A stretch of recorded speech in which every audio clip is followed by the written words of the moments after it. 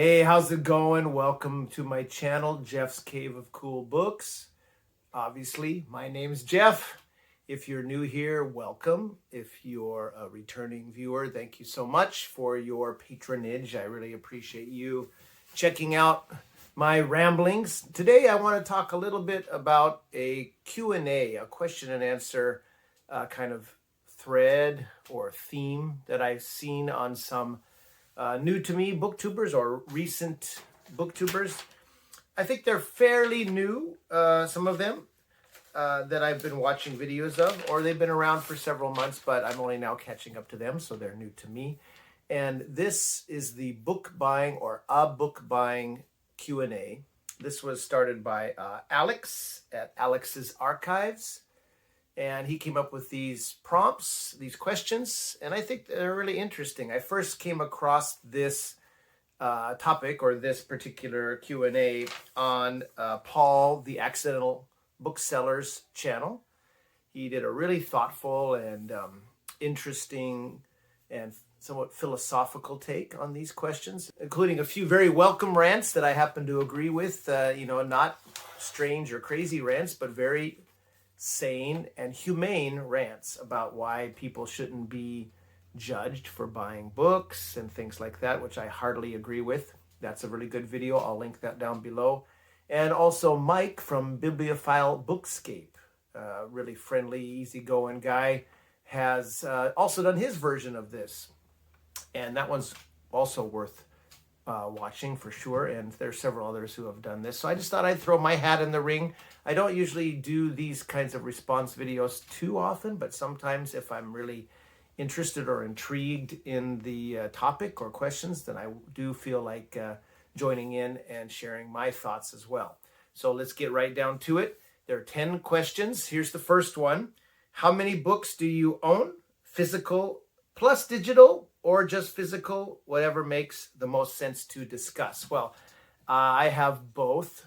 And as you can see behind me, and this is just a mere fraction of my books, I own a lot of books. Here in Japan, over this last winter break, when I had some spare time, I counted the books I have here, physical books I have here, again, just counting actual books, not so much if some of them might be omnibuses and they have several books in them. I do have some that contain, like an Agatha Christie hardback that has 5 novels in it or whatever.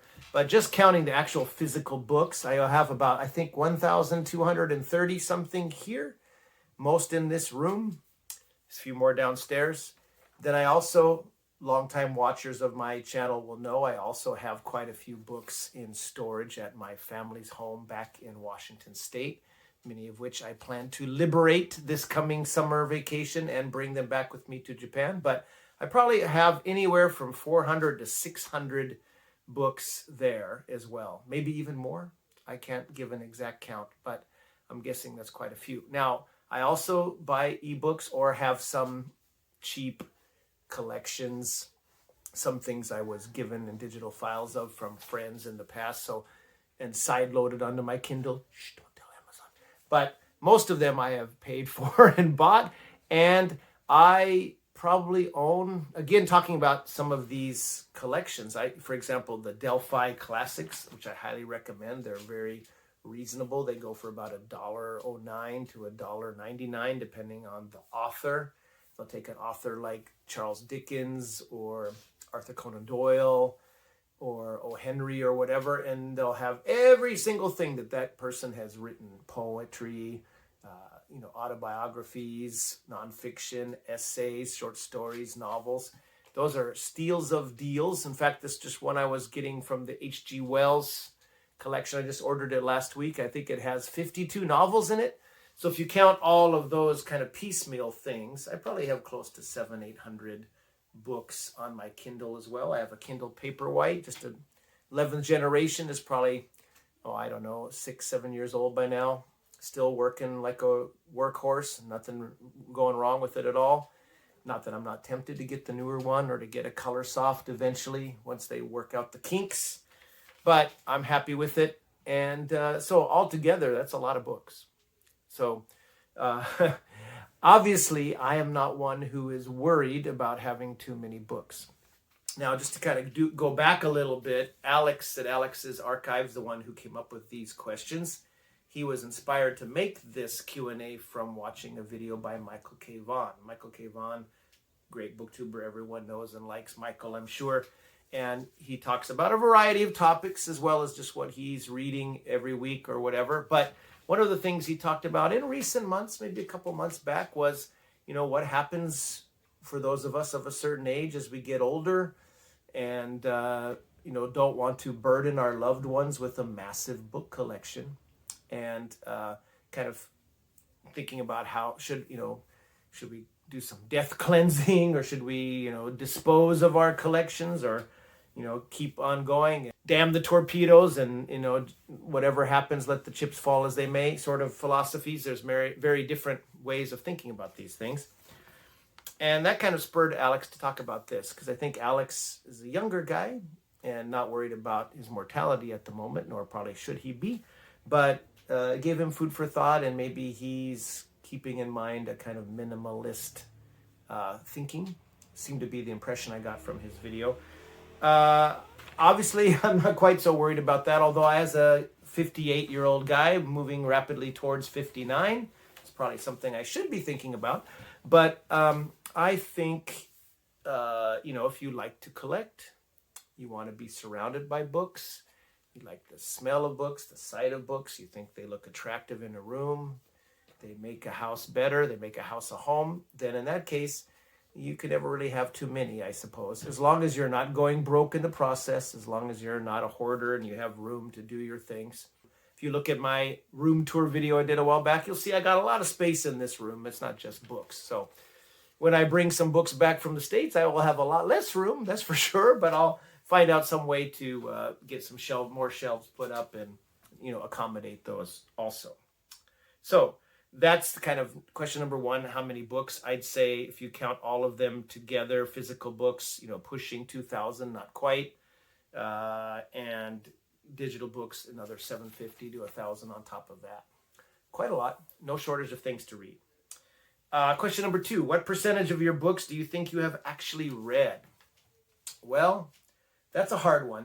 Probably somewhere around 30 to 40% max. There's a lot of books I own that I haven't read that I wanted to read. I do reread occasionally, but I'm trying to focus more on books I haven't read yet. There's one school of thought that says you should only have on your shelf, keep the books that you've read and treasure. I don't agree with that myself. I mean, if that's what you want to do, great. Whatever, however you want to dispose of your discretionary income and of your books and collections, go for it. I'm happy with whatever you're happy with. But for me, I don't want a collection of books, a library of books that is only made up of books that I've read already. When this question comes up, I like to quote Harlan Ellison. Harlan Ellison said, in one of his more famous quotes, I guess, "Who wants a library full of books that you have already read?" I mean, the whole point of it is having a, source to go when you want to read something. You want to go to the shelves and go, what do I feel like? Do I want to read this genre or that genre or this author or that author, right? There's a virtue in owning, in my opinion, in owning books that you haven't read. I mean, you could say, the ones you have at home are your favorites and you go to the library or go, use Kindle Unlimited or whatever to read new books to you. And that's fine. That's workable. It's a little harder in my situation, as I'll get to later with some library related questions. But, where I live, being in Osaka, Japan, I have some limitations. Yeah. So, I don't feel guilty that I've only read maybe a third of my collection or 4/10 of it or whatever. That's okay with me. That means I have a whole lot more to read left. So that's great. I think that's cool. Okay. Question 3. What percentage do you realistically think you will read? I would like to hope that I would get to all of them or virtually all of them, but realistically, as the question implies, there's no way in hell that I'll read all of those books, and that's okay. I'm okay with that. I will try to read as many as I can before I pop my clogs and shuffle off this mortal coil.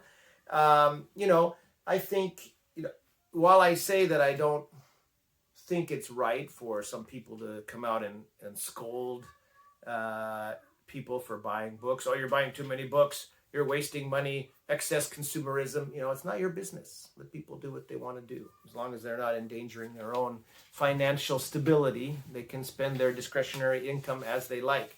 But I do think it's commendable to try to read the books that are on your shelves. I don't say I would think everyone should do a Michael K. Vaughan 500 book challenge. Read 500 of your own books before you buy any more. That's biting off a whole lot. And good on Michael for sticking to his guns and working his way through it. But I myself, since I've started this BookTube channel and even before, have been trying to work more through reading my own shelves, more than, again, at least kind of a 50-50 sort of kind of ratio. So whether I'll ever get through them all, I doubt it. But, that's okay. I'm enjoying my journey through my books in my library and just having them around me anyway. Number 4, how do you decide whether to buy a book instead of borrowing it? Okay, well, this is kind of 2 answers, because before I lived overseas, I used the library quite a bit. And then I would usually use the library to get books that I hadn't, either just experiment with new authors and see if I liked them or not. I would more, I guess, just grab a whole bunch, a big pile, and that looks kind of good, and that looks kind of good. Of course, when you're buying, you're much more, generally people are much more careful about buying a book. They really have to be intrigued by it usually to want to buy it. Here in Japan, I have used the library. There's a big central library in Osaka. I have borrowed books. They do have a okay selection of English language books. I don't read Japanese fluently by any stretch.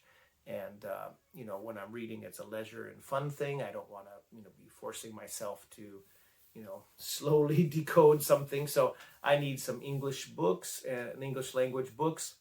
And this library had some, and I did check some out, but it's quite far from me. It's usually a pretty shorter return window, a couple of weeks, I think. And it just didn't really practically work out well for me with the busy work schedule or whatever. I suppose when I'm on my long university breaks from teaching, then I would have more time to go out there. And I've been toying with going back out there again to do that, but it's to the stage now where I have enough books here to get through, like I said before, that I haven't yet read, that I don't really need to do that. But if I had a full regular library around me, like I would have back in the States, then I would use that much more, I'm sure.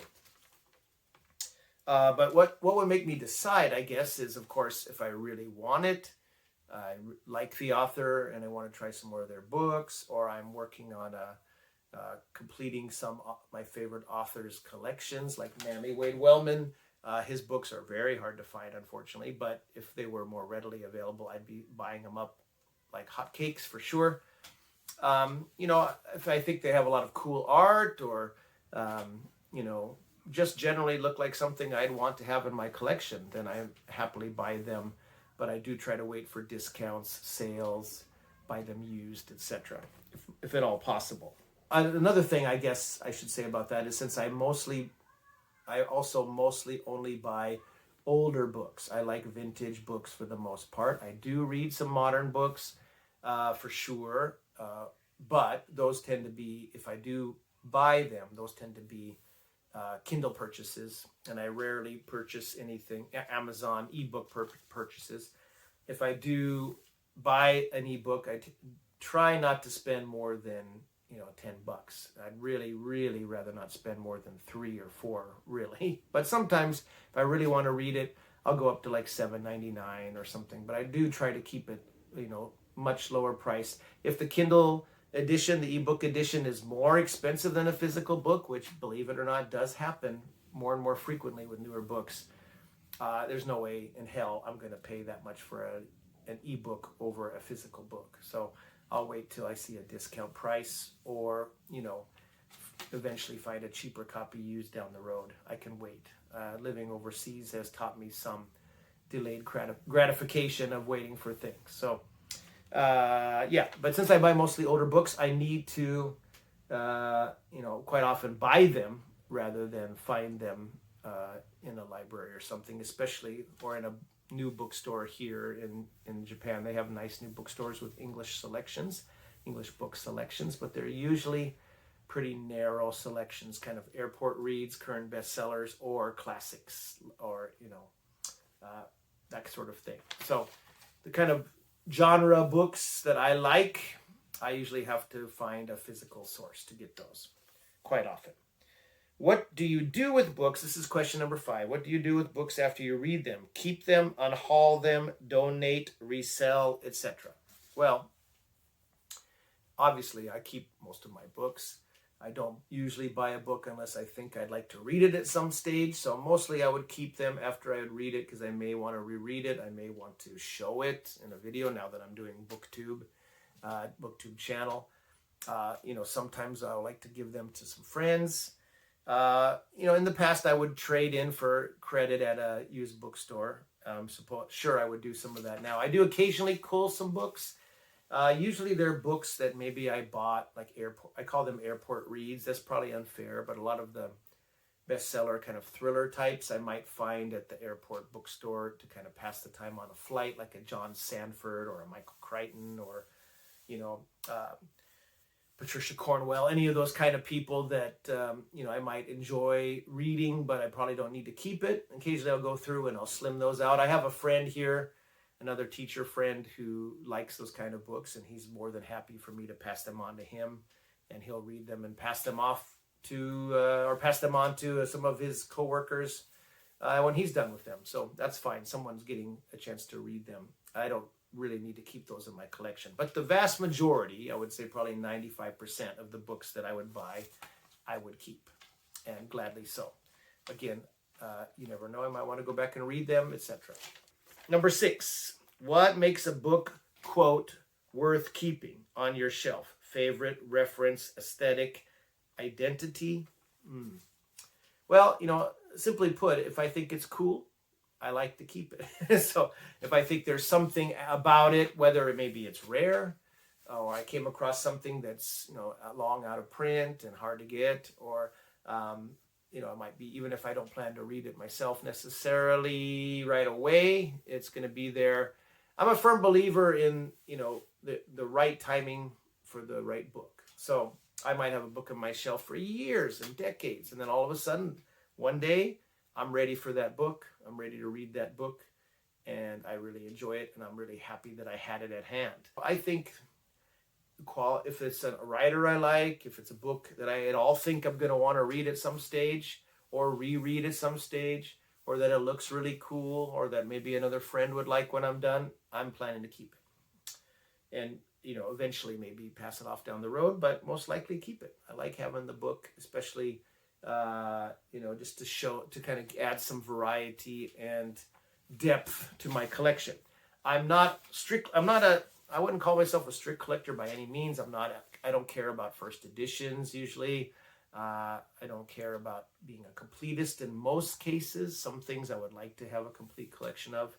For example, I like to have all Agatha Christie's or all John Dixon Carrs, or all Edgar Rice Burroughs, etc. But generally speaking, I don't need a whole series of something. Just, a grab bag, several entries in a series is enough for me, generally speaking. But I think that basically if it has some kind of redeeming value and I like it, I'm going to keep it. Number 7, do you use an e-reader? And if so, has it reduced your physical book buying? Well, I think for sure the second part of the question is true. Yes, it's reduced my physical book buying because I generally buy ebooks of either something that looks interesting. If it's a more modern book, I'm probably not going to buy a physical copy of a more modern book, at least at first. I'm going to try it out on a cheaper ebook version first, maybe on a promotion on Kindle, or something that sounds really cool, but I may not want to own it, etc. Or in a lot of cases now, there's some specialty presses that are, ebook presses that are republishing older works that are hard to find. For example, I sometimes talk on this channel about Leonard B. Mears. He wrote as Marshall McCoy or Marshall Grover. He wrote a lot of Westerns. I think he wrote over almost 1,000 Westerns. He was an Australian writer. Really hard to find his original paperbacks. Certainly never going to see him in Japan. And probably hard enough to find in his native Australia. And it's really hard to find them in the States. So and they're by no means all of them available on ebook, but Piccadilly Publishing, this ebook company, has been putting out several, maybe 10 every year or so, and then of some of his different series, like the Larry and Stretch series or the Big Jim series. They have decent covers. Their covers are getting better, and they're well formatted, easy to read. And so I'm happy to get access to these books. So some of these older ones, same with a lot of Golden Age mystery writers, ones that are less well known and are really hard to find in actual physical format, physical book format, then it's a boon to get those. Like I mentioned, I have a Kindle Paperwhite 11th generation.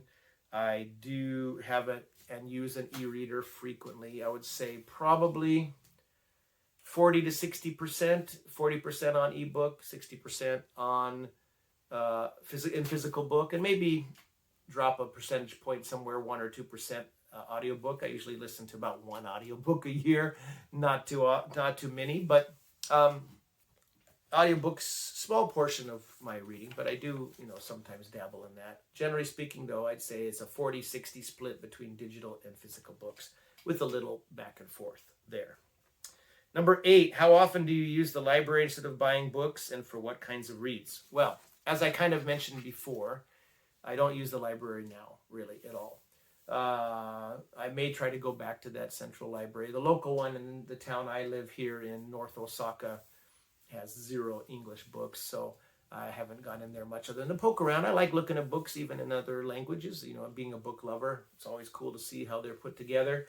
When I did use a library, I would frequently pick out oversized books or more art or coffee table books or reference books if they were the type that could be checked out. And like I said, a kind of new reads, new authors I wanted to try. I read, hundreds of books in my earlier life when I lived in the States from the library. That's how I discovered a lot of the authors that I've since bought in paperback or hardback in my own collection. But basically, I don't use I buy most of what I'm reading these days, either through Amazon and newer books when I'm here. Sometimes I'll have friends ship them to me here, or I'll ship them to myself or bring them home in my suitcase when I come back from trips in America, etc. Okay, number 9. What's your biggest regret purchase? And again, that's in quotes. Or category of overbuying, unread classics, BookTube hype, impulse buys, etc. I don't really I'm trying to think if I've had much in BookTube hype. I do see some authors and books hyped from some of my friends and on BookTube channels and other BookTubers I watch, but generally I would have already had some interest in them anyway. So I wouldn't. I don't. Basically, I don't really have many regrets. Like I mentioned, some of the books I've unhauled or pruned for my collection. Maybe a John Sanford. I bought a couple of Virgil Flowers, John Sanford thrillers, kind of police procedural thrillers. I enjoyed most of them, but I don't need to keep them. So, but I never regretted buying them. I didn't think I spent very much on them, and I enjoyed most of them while I was reading them. I don't really have any regrets, for most of what I've bought. I certainly have regrets on other things I've bought, but not books usually. Question 10. If you had to cap your library at a fixed number, say 100 books, the mind boggles. How would you decide what stays? Oof. Well, first off, impossible. As you can tell, I couldn't. You can see behind me 100 books, probably, or almost anyway. And like I said, I have about 1,200 at least in this room right now, in the bookcase over there and the ones here behind me. No, not going to happen. But it's an interesting thought experiment.